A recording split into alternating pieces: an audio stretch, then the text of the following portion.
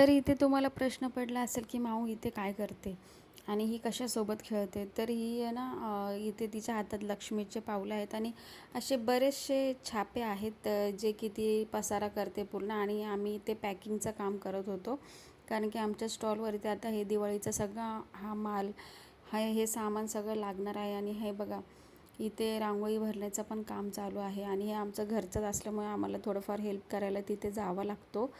तर इथे बघा मी ते सगळ्या रांगोळ्या पॅकिंग वगैरे करते. पॅकिंग माझी नणंद करत आहेत आणि मी फक्त रांगोळ्या भरून द्यायचं काम करते. तर इथे बरंचसं असं रांगोळ्या पॅकिंग वगैरे केल्यानंतर माऊ पण आली. माऊ घरी झोपली होती म्हणून मी तिला घरीच ठेवून आले होते, पण नंतर आली ती. तिचे पप्पा तिला घेऊन आले आणि त्याच्यानंतर मग तिला घेऊन बाजारात गेलो. थोडासा ऊसाचा रस वगैरे पिला, थोडासा ब्रेक घेतला काम करता करता आणि त्याच्यानंतर परत कामाला लागलो. आणि हे बघा रात्रीचे 11 वाजलेले होते आणि आम्ही सगळं एवढा माल तरी पॅकिंग केलेला होता. तर भेटूया नेक्स्ट व्लॉगमध्ये. चला बाय.